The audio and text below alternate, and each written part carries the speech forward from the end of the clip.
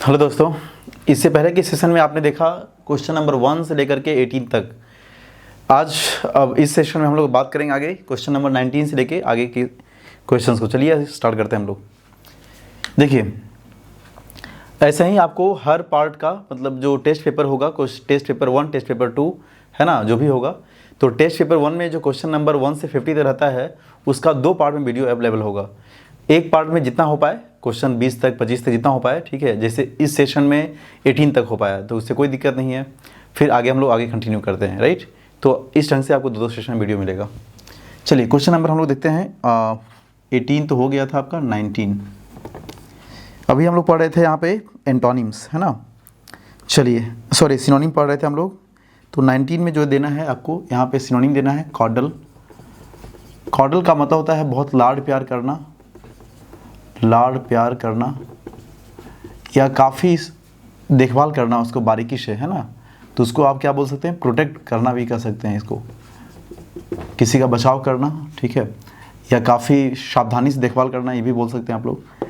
चलिए question number 20 जो था आपका, उसमें था फ्लिम्जी, FLIMSY। फ्लिम्जी का मतलब होता है वीक, वीक मीन्स होता है कमज़ोर। चलिए क्वेश्चन नंबर 21 से 25 जो दिया हुआ ये करेक्टली स्पेल्ड है। करेक्टली स्पेल्ड का मतलब बताइए, सही चुनना, है ना। तो सही चुनना मतलब कोई 3 ऑप्शन गलत है, एक सही है। तो जो सही है पहले उसको लिखते हैं हम लोग पार्सीमोनियस। पार्सीमोनियस का मतलब होता है कंजूस। ये सही था, आपका आंसर यही हो जाएगा। बाकी और कुछ अच्छा वर्ड है, मैं लिख देता हूँ। पाराफर्नेलिया, है ना, पाराफर्नेलिया, इसका मतलब होता है साज सामान। साज का मतलब होता है जो डेकोरेशन का सामान होता है उसको बोलते हैं पाराफर्नेलिया, PARAPHERNALIA, राइट। चलिए उसके बाद फिर एक मीनिंग दिया है PECCADILLO, ठीक है, पीकाडिलो। तो इस पीकाडिलो का मतलब क्या होता है, छोटी सी गलती होता है, छोटी या महत्वहीन मिस्टेक या गलती उसको बोलते हैं, राइट। चलिए अगला में जो मीनिंग दिया है पेडियाट्रिक्स, PAEDIATRICS। पेडियाट्रिक्स मतलब होता है शिशु रोग विशेषज्ञ। तो ये सब कुछ ऑप्शंस थे दिए हुए जिसको हमने डिस्क्राइब कर दिया, ध्यान रखिएगा। अच्छा मीनिंग इसमें रहता है, ठीक है। चलिए उसके बाद 22 में जो दिया है उसमें आपको जो दिया था वर्ड मेजरेबल। तो मेजरेबल का स्पेलिंग होता है MEASU, है ना, RABLE। इसमें एक मीनिंग जो दिया है सही आपको मैनेजेबल सही दिया है, मैनेजेबल, प्रबंध करने योग्य, काफ़ी आसान था। तो चलिए इसमें और कोई डिफ़िकल्ट है नहीं। 23 देख लेते हैं हम लोग। 23 नंबर जो ऑप्शंस दिया हुआ है इसमें बहुत बारीकी से देखिएगा। जैसे टसल, तो TUSSLE होता है टसल। टसल का मतलब होता है लड़ाई झगड़ा या विवाद, ठीक है। जबकि टनल का स्पेलिंग TUNNEL, टनल का मतलब होता है नाली होता है, नाला इसको बोलते हैं, ठीक है। तो वहाँ क्या कर दिया था, LE कर दिया था, यहाँ पे क्या कर दिया था, EL कर दिया था। तो ऐसा ही कुछ दे के मिस्टेक करते रहेगा, ठीक है। तो सही आपका टनल EL होता है और यहाँ पे LE होता है। उसके बाद मीनिंग दिया है ट्रेबल, TREBLE, ट्रेबल। ट्रेबल का मतलब होता है कांपना, ठीक है। उसके बाद जो मीनिंग दिया है टम्बल, TUMBLE, टम्बल। तो इसका सही आंसर टम्बल ही था। टम्बल का मतलब लड़खड़ाना होता है, ये लड़खड़ा कर गिर जाना, है ना, टम्बल। टम्बल डाउन पढ़े ना, लड़खड़ा कर गिर जाना होता है, तो ये इसका है। चलिए उसके बाद फिर क्वेश्चन नंबर 24 देखिएगा। 24 नंबर जो दिया है इसमें मीनिंग दिया है प्रीसम्पचुअस, है ना। प्रीसम्पचुअस का मतलब क्या होता है आप जानते होंगे। देखिए 24 को हम सीधे आते हैं, PRESUMPTUOUS। प्रीसम्पचुअस का मतलब होता है घमंडी, जिसको हम हॉटी बोल सकते हैं, सुपरसिलियस बोल सकते हैं, एरोगेंट बोल सकते हैं। साइनो इसका चाहें तो लिख सकते हैं हॉटी, एरोगेंट, सुपरसिलियस, हाँ ऐसा कुछ लिख सकते हैं आप लोग। चलिए उसके बाद फिर 25 नंबर में इम्प्रॉम्प्टू। देखिए इम्प्रॉम्प्टू का मतलब होता है काम चलाऊ। जो मीनिंग दिया है IMPROMPTU, है ना, इम्प्रॉम्प्टू। तो वहाँ क्या कर दिया है, लास्ट में ई कर दिया है। जबकि आप जानते हैं इम्प्रॉम्प्टू में लास्ट में क्या होता है, ई नहीं होता है, ठीक है। इसका मतलब क्या होता है, काम चलाऊ। तो ये तो गलत हो गया आपका इम्प्रॉम्प्टू, ठीक है। तो सही आपका क्या इसमें आंसर क्या हो जाएगा, इलस्ट्रस, ILLUSTROUS, इलस्ट्रस। इलस्ट्रस का मतलब होता है कैरेक्टरिस्टिक कर सकते हैं आप लोग, कैरेक्टरिस्टिक्स मतलब विशेषताएं या उपलब्धियां कह सकते हैं इसको हिंदी में, ठीक है। तो आपका सही आंसर यही हो जाएगा इसमें। तो ऐसा ही कुछ वर्ड्स दिया हुआ था, ज़्यादा कोई डिफ़िकल्ट है नहीं, लेकिन कुछ कुछ मीनिंग था जो आपको याद करने लायक है, उसको बार बार रिवीजन करने लायक है, पढ़ने लायक है, क्योंकि बगैर आप बार बार पढ़े उसको बेहतर ढंग से याद नहीं रख सकते। चलिए, तो ये सारे मीनिंग्स हैं, इसको देख लीजिएगा। इसके बाद जो दिया है आपका क्वेश्चन नंबर 26 से जो 30 दिया है, ये आपका है पारा जंबल्ड, ठीक है। और पारा जंबल्ड थोड़ा सा छोटा तो नहीं है, बड़ा बड़ा दिया हुआ है, लेकिन उससे डरने की ज़रूरत बिल्कुल भी नहीं है। इसके लिए आपको क्या करना है, सबसे पहले आपको कोशिश करना है कि उसको अरेंज कैसे करें हम लोग, ठीक है। तो पारा जंबल में बहुत मतलब शॉर्ट तरीके से आप केवल पकड़ने के लिए प्रयास करिए कैसे कैसे करना है। जैसे देखिए क्वेश्चन नंबर 26 देते हैं हम लोग। हाँ, क्वेश्चन तो ही बोर्ड पे लिख पाना संभव है नहीं, उतना बड़ा बड़ा क्वेश्चन आता है, और ना ही अभी हमारे पास डिजिटल बोर्ड की व्यवस्था हो पाई है, ठीक है। चलिए, जल्दी ही कोशिश कर रहे हैं हम लोग। अगर आप लोग बस ऐसे ही सपोर्ट बनाए रखिए, जब क्लासेस डिजिटल बोर्ड पे चलेगी तो फिर और ज़्यादा आसान हो जाएगा, सुगम हो जाएगा हमारे लिए, है ना। चलिए, तो यहाँ जो था आपका, इसमें क्वेश्चन कर रहा था, ध्यान से आप लोग भी देखिएगा, पढ़िएगा। The most vulnerable section of the society are students. समाज के जो सबसे कमज़ोर वर्ग के लोग होते हैं, जिसको आसानी से कमज़ोर बनाया जा सकता है ना, वो उस वर्ग को हम क्या बोलते हैं, स्टूडेंट्स। यानी वो जो वर्ग हैं वो स्टूडेंट्स होते हैं, ठीक है। अब यहाँ पे सेंटेंस को आप स्टार्ट किससे करेंगे, ये देखिएगा। तो सेंटेंस को स्टार्ट करने के लिए कुछ ना कुछ क्लू चाहिए, है ना। तो क्लू क्या यहाँ दिया हुआ है, तो अगर थोड़ा सा आप ध्यान दें तो देखिए, जो वहाँ लिखा है P नंबर में कि revolutionary and new fledged ideas have a great appeal to them. यहाँ देम किसके लिए आया भाई, स्टूडेंट्स के लिए आया है, स्वाभाविक है। स्टूडेंट्स चूँकि प्लुरल है इसलिए उसका ऑब्जेक्ट देम है। चलिए, हो सकता है इससे। अगर हम इसको स्टार्ट करते हैं तो फिर लिखा है वहाँ पे they cannot resist the charms of persuasion, ठीक है। और वैसे देखिए, अगर आप एक तरीका और देखते हैं तो लास्ट में जहाँ 6 जा रहा था वहाँ लिखा था how ever if this become violent, और वायोलेंट का शब्द लास्ट में कहाँ जा रहा है, क्यू में जा रहा है। क्यू में लिखा है एजिटेशंस में not be non violent methods of protest, ठीक है। तो ये कंट्रास्टिंग बात है, तो किसी तरीके से आप अरेंज करके इसको कर सकते हैं आंसर। तो यहाँ हो जाएगा PRSQ, SQ लास्ट में आएगा और P से सेंटेंस स्टार्ट होगा, तो इसका सही आंसर आपका था एक ही नंबर, यानी A नंबर हो जाएगा, ठीक है। चलिए, उसके बाद फिर क्या कह रहा है, Venice is a strange city. अब वेनिस के बारे में डिस्क्राइब कर रहा है, देखिए ध्यान से, Venice is a strange city. अब ये स्ट्रेंज क्यों है भाई, तो उसका डिस्क्राइब करिए आप लोग। तो डिस्क्राइब फिर कहाँ कह रहा है उसमें, देखिए। अब वेनिस शहर का नाम है, इसको ऐसे पकड़ते हैं हम लोग कई बार। वेनिस क्या है, शहर का नाम है, इटली का एक शहर है, ठीक है। अब ये क्या है, चूँकि नाम है तो नाम के लिए हम लोग इट का यूज़ करते हैं, तो ये नाउन था तो उसके लिए प्रोनाउन क्या आएगा, इट आएगा। अब इट से कहाँ स्टार्ट किया है, इसके तुरंत बाद एस से किया है, और एस से स्टार्ट होने वाला एक ही ऑप्शन है आपका, है ना, SRPQ। तो चूँकि वेनिस नाम था दिया हुआ, ये इटली का शहर है, इसके लिए हमने इट का यूज़ किया है, और इस नाम को डिफाइन करने के लिए इट ही आएगा सबसे पहले, इसलिए हमने इट को रखा है। मतलब इसके तुरंत बाद इट था एस में, और एस से स्टार्ट करेंगे, ऐसा एक ही ऑप्शन था, तो हमारा आंसर इसमें हो गया ए नंबर, ठीक है। तो यही सब कुछ क्लू होता है, जिस क्लू को पकड़ के आप आसानी से आंसर कर सकते हैं, राइट। चलिए, कोई दिक्कत यहाँ तक। उसके बाद फिर कह रहा है क्वेश्चन नंबर 28 देखिएगा। One of the most terrible battles of the American civil war was fought in July 1863 at Gettysburg, ठीक है। अब सेंटेंस को कहाँ से स्टार्ट करेंगे, थोड़ा ध्यान दीजिएगा। देखिए, तो जैसे यहाँ लिख दिया है कि one of the most terrible battles of American civil war was fought in July 1863 at Gettysburg, ठीक है। फिर पी में कह रहा था द चीफ स्पीच, यहाँ पे मतलब है नहीं, चूँकि क्लू यहाँ बन नहीं रहा है उसके साथ। क्यू में कह रहा है लिंकन, लिंकन का नाम अभी यहाँ पे स्पष्ट किया नहीं है, जो नाम दिया है, ठीक है। In November of that year, देखिए बिल्कुल आ गया। पहले लिखा था कि इन जुलाई 1863, उसी साल के जुलाई में जो लड़ाई लड़ा गया, और फिर कह रहा है in November of that year. That year मतलब उस साल, जिस साल 1863 में जुलाई में जो लड़ा गया था, उसी साल, है ना। तो दैट का मतलब होता है उसी को रेफरेंस करते हैं हम लोग। दिस का मतलब यह, दैट मतलब वह। तो ये रेफरेंस के लिए आ गया, मतलब हमारा सेंटेंस आर से स्टार्ट होगा, और आर से स्टार्ट होगा ऐसा एक ही विकल्प है, तो RPQS, RPQS सही आंसर बी नंबर। अब आप लोग कहिएगा सर ऐसे इतना आसानी से कैसे पकड़ लेते हैं इतना बड़ा सेंटेंस दे करके। देखिए तो जैसे यहाँ पे कह दिया था दैट, ये सब कुछ ऐसे टर्म होते हैं, दैट होगा, कई बार द आएगा, जिसको देख के आसानी से आप खुद पकड़ सकते हैं, ठीक है। चलिए उसके बाद फिर क्वेश्चन नंबर देखते हैं हम लोग 29। देखिए 29 को अगर ध्यान से आप पढ़ें तो क्या मिलेगा आपको, the teacher training agency in England hopes to make teaching one of the top 3 professions. यानी जो टीचर ट्रेनिंग का प्रोग्राम है वहाँ पे वो सबसे टॉप 3 प्रोफेशन में माना जाता है। आप क्या करेंगे यहाँ पे, आप सीधे सेंटेंस को स्टार्ट कर दीजिए। तो जुगिए देखिए वहाँ लिखा था एक शब्द कि one of the top 3 professions, ठीक है, और teacher training agency in England, है ना, इसके बारे में बात किया है। तो सेंटेंस को आप स्टार्ट किससे करेंगे, ध्यान दीजिएगा।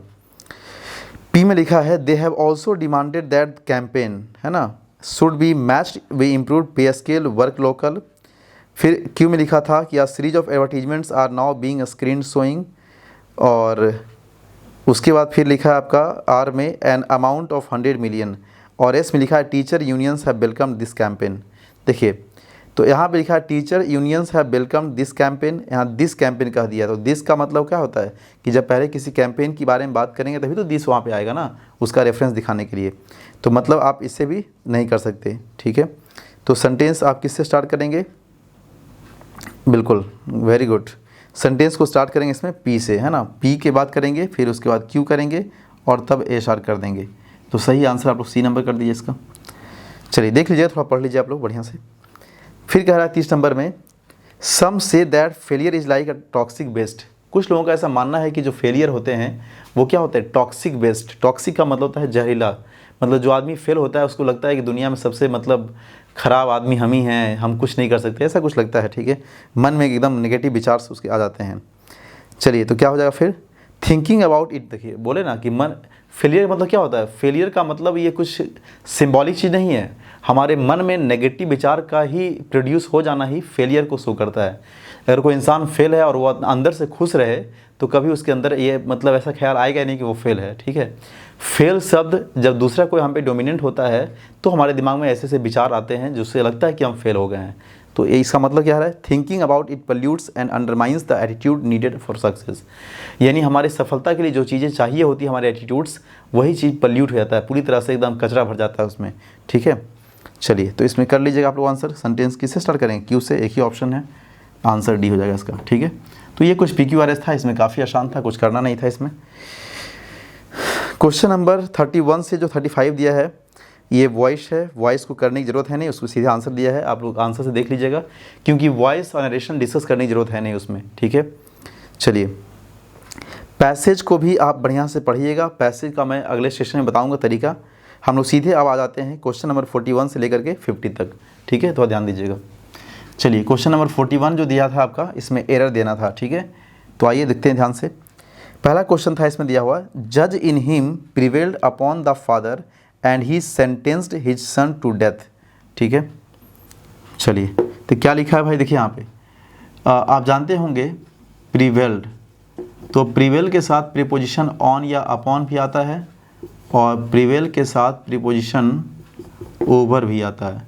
तो प्रिवेल ऑन या अपॉन का मतलब होता है कोई चीज़ फैशन में होना या प्रचलन होना, ठीक है। प्रिवेल ऑन या अपॉन का मतलब जो चीज़ चल रहा है चलने देना, जबकि प्रिवेल ओवर का मतलब होता है हावी होने के अर्थ में, ठीक है। तो क्या लिखा है, जज in him prevailed upon the father and he sentenced his son to death. उस बात को लेकर के हावी हो गया, ठीक है। तो हावी होने के अर्थ में हम लोग क्या यूज़ करते हैं, प्रिवेल्ड ओवर यूज़ करते हैं, यहाँ पे अपॉन नहीं आ जाएगा, ओवर हो जाएगा। चलिए 9/10, देखिए जब भी ऐसा कोई टर्म आएगा ध्यान रखिएगा, 9/10, 2/3 ऐसा कुछ भी आएगा तो वैसे कंडीशन में कुछ करना नहीं है। 9/10 का मतलब क्या कह रहा है, इसका मतलब कह रहा है 9/10वां हिस्सा। तो 9/10वां हिस्सा ये किसी न किसी चीज़ का क्या है, संख्या तो नहीं हो सकता है, ये उसका भाग होगा। तो भाग होगा मतलब एक का उतना भाग है, तो स्वाभाविक है कि इन सब के बाद जो भी नाउन आएगा, जैसे ऑफ दिया है, ठीक है, ऑफ के बाद नाउन आएगा तो एक ही नाउन के बदले आ रहा है ना, तो सिंगुलर, और वर्ब भी क्या होता है, सिंगुलर होता है, ध्यान रखिएगा।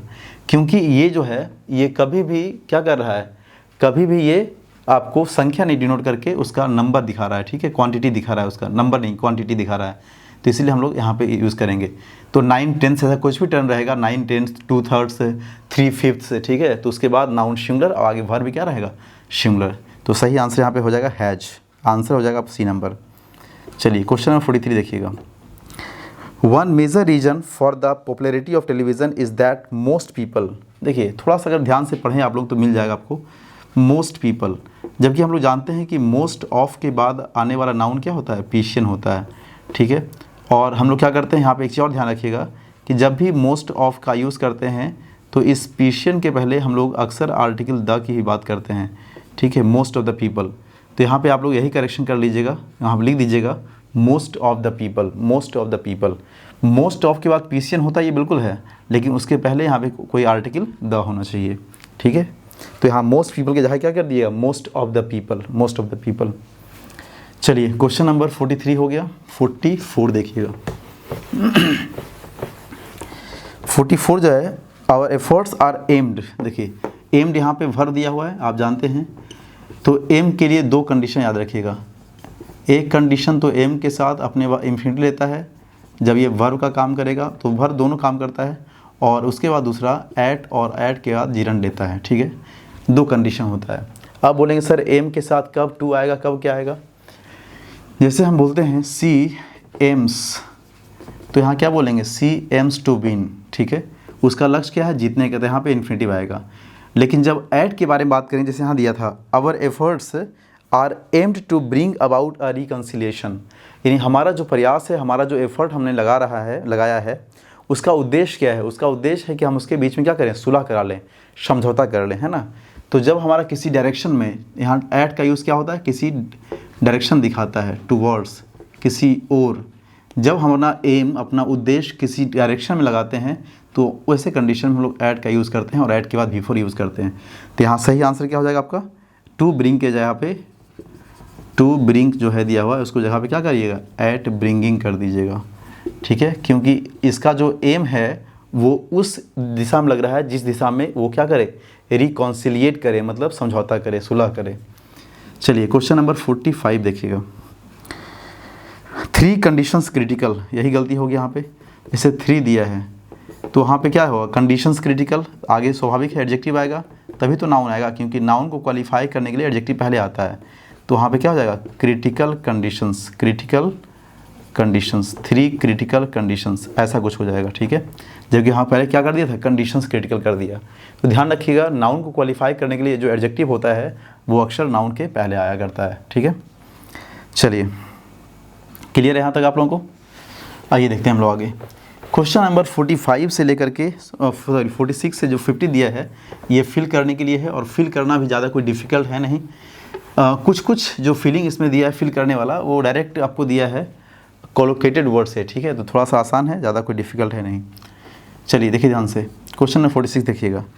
द कोर्ट कंसाइंस ऑफ, देखिए द कोर्ट के बाद यहाँ पे डॉट डॉट डॉट कर दिया है, आगे लिखा है कंसाइंस। तो कंसाइंस इसको सुधार के कॉग्निजेंस कर लीजिएगा, कंसाइंस की जगह पे कॉग्निजेंस कर लीजिएगा, ज़्यादा अच्छा रहेगा, ठीक है, सुधार लीजिए। तो the court dash cognizance of the criminals words, यानी कोर्ट ने, अदालत ने क्रिमिनल जो अपराधी है उनके शब्दों पर क्या किया, संज्ञान लिया। तो फ्रेज होता है टेक कॉग्निजेंस।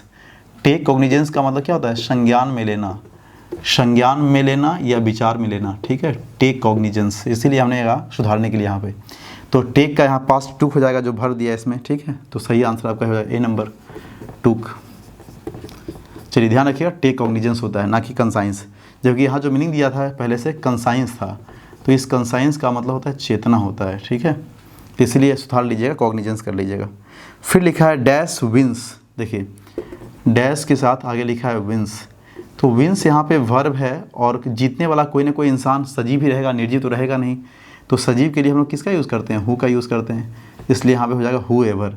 हु एवर का मतलब चाहे जो भी जीते, उससे हमको मतलब नहीं है, है ना, हु एवर विंस। जबकि व्हाट एवर का मतलब क्या होता है, व्हाट एवर, इसका ही मतलब होता है चाहे जो भी। लेकिन ये जो होता है चाहे जो कोई भी, ये पर्सन डिनोट करता है, चाहे जो कोई भी, यहाँ कोई जोड़ दीजिए, ये पर्सन डिनोट करता है। और व्हाट एवर का मतलब सिचुएशन के लिए, व्हाट एवर इट में भी, चाहे जो कुछ भी ऐसा हो, है ना। तो ये कोई सिचुएशन के लिए डिनोट करता है, इसलिए यहाँ पे हुएवर सही आंसर हो जाएगा। ठीक है, चलिए। As he got older his belief in this principles did not. ठीक है, तो कह रहा है कि जैसे यद्यपि वो क्या हो गया, ओल्डर, ओल्डर का मतलब होता है बूढ़ा हो गया। ठीक है, मतलब उसका उम्र ज़्यादा हो गया, लेकिन फिर क्या कह रहा है उसके बाद, फिर कह रहा है कि इन दिस प्रिंसिपल्स, हाँ है ना, प्रिंसिपल्स डिड नॉट, प्रिंसिपल्स जो है वो क्या हुआ, बिल्कुल सही है। देखिए तो यहाँ क्या हो जाएगा, बूढ़ा हो गया वो आदमी, लेकिन उसके जो सिद्धांत हैं वो बूढ़े नहीं हुए, मतलब वो ख़त्म नहीं हुए। तो यहाँ क्या बोलेंगे इसका आंसर, वेवर, है ना। वेवर का मतलब होता है कमज़ोर पड़ना, उसके सिद्धांत कमज़ोर नहीं पड़े, वेवर कमज़ोर पड़ना होता है। अगर यहाँ पे विदर का जो मीनिंग दिया है, विदर मतलब मुरझाना होता है, फेड, अगर इसके साथ प्रीपोजिशन अवे कर देते हैं हम लोग, तो विदर अवे मतलब होता है कमज़ोर पड़ने के सेंस में। ठीक है, तो ये भी आंसर हो सकता था, लेकिन यहाँ पे नहीं दिया, तो वेदर कर लीजिए, वेवर कर लीजिएगा। ठीक है, चलिए। Everyone in this world accountable to God, तो जानते हैं अकाउंटेबल के साथ क्या आता है, फॉर आता है ना। Accountable to somebody for something, जिम्मेवार होने के सेंस में, ध्यान रखिएगा। अकाउंटेबल फॉर, अकाउंटेबल के साथ क्या आता है, फॉर आता है। ठीक है, 50 में देखिए ध्यान से क्या लिखा है, your father use to be the principal of this college. अब जैसे यहाँ पे लिखा है यूज टू, तो आप जानते हैं यूज टू का क्या बनेगा, क्वेश्चन टैग में पास्ट है तो इसका क्या बनता है, डिडंट बनता है। ठीक है, डिडंट हो जाएगा, तो डिडंट ही कर लीजिएगा। सही आंसर डी नंबर। तो यही कुछ क्वेश्चंस था। जिस बच्चे को अगर कोई डाउट होगा तो ज़रूर आप हमसे उस ग्रुप के चैट बॉक्स में क्वेश्चन ज़रूर हमसे पूछिएगा। ठीक है, किसी भी तरह का डाउट होगा तो आप हमसे बिल्कुल बेझिझक पूछिएगा। तो चलिए आज का सेशन मैं यहीं वाइंड अप करता हूँ, फिर मिलते हैं हम लोग अगले सेशन में। हर सेशन का इस तरह से 2-2 वीडियो मिलेगा आपको। कहीं भी कोई डाउट होता है तो आप बेझिझक पूछिएगा। चलिए, थैंक यू सो मच।